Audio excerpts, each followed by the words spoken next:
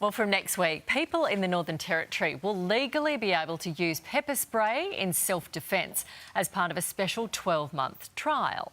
The weapon will only be available for eligible members of the public, but the experiment is being watched carefully by other parts of the country, with Western Australia the only Australian state or territory where people can carry the non-lethal spray. For more, we're joined by Queensland MP Nick Demeto and former police detective Terry Goldsworthy. Great to have you with us, guys. So, Nick, first to you. You're pushing for Queensland to legalise pepper spray to be used in self-defence situations.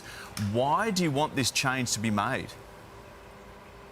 You know, having a non-lethal option for those would-be victims out there when they're being attacked by a perpetrator is a perfect way to empower everyone from the elderly right through the women that are feeling vulnerable right now, right through to those disabled people that are looking for a way to defend themselves in one of these situations. Doesn't matter if you're walking home at night, going back to your car in a busy car park, or even finishing work late at night. You should feel safe here in Queensland, and having a non-lethal option, being able to defend yourself in one of these situations, is a way to make people feel safe, but also to reduce the victims out there. Terry, does that sound reasonable?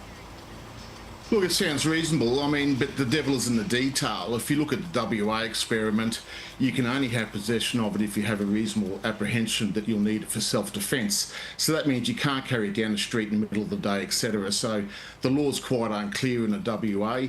If you look at the Northern Territory experiment, if you're over 18, you can buy it. You just have to fill out a declaration saying you don't have any criminal history. It seems like a very loose regulatory scheme up there.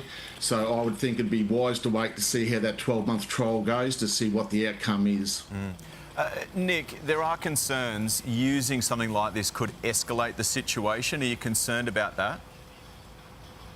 Well, I'm more concerned about the offenders running around with black-handled kitchen knives at the moment, or even machetes running around with those sorts of weapons. Allowing victims out there to carry pepper spray or capsicum spray, I don't think will escalate things at all. What it will do is give them a non-lethal option when it comes to defending themselves. Now, if we look to Western Australia, the sky hasn't fallen over the last 25 years where this pepper spray or capsicum spray has been made available. Now, people can argue this and debate this until the cows come home, but the reality is we've got people out there in Queensland that want this. Women want this, the disabled want this, but also our elderly out there are looking for something, anything to help them in one of these situations, and I think they deserve it. Yeah, Terry, I remember after the awful Bondi attack, people were apparently ordering pepper spray from WA and shipping it in. People are worried because of the stories we're running every week on crime.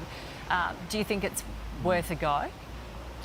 Look, I think the Bondi attack was a one-off event. The data clearly tells us those type of attacks are extremely rare.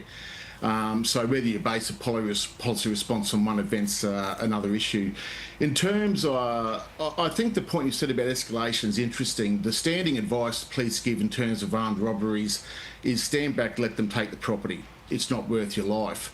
If you look at those burglaries or home invasions where people are being killed, in a majority of the recent months, we've seen the homeowner engage physically with the offenders. So, we're really going to be giving two different messages here. If it's a shop or something, stand back, don't get involved. If it's your house, get involved and take a proactive physical attack towards the offender. I think that's problematic. I mean, how are we going to regulate it? Who can use it? How's it stored? What training do they get? What aftercare do they get? When I did this training in the police, there was substantial training around the use of OC spray and the consequences of it. OK, well, I mean, WA have done it fairly successfully to this point. This trial continues. We'll check back with you, Nick. Terry, thanks for your time. Yeah, tell us what you think about that one, because they are two very different views on that subject, aren't they?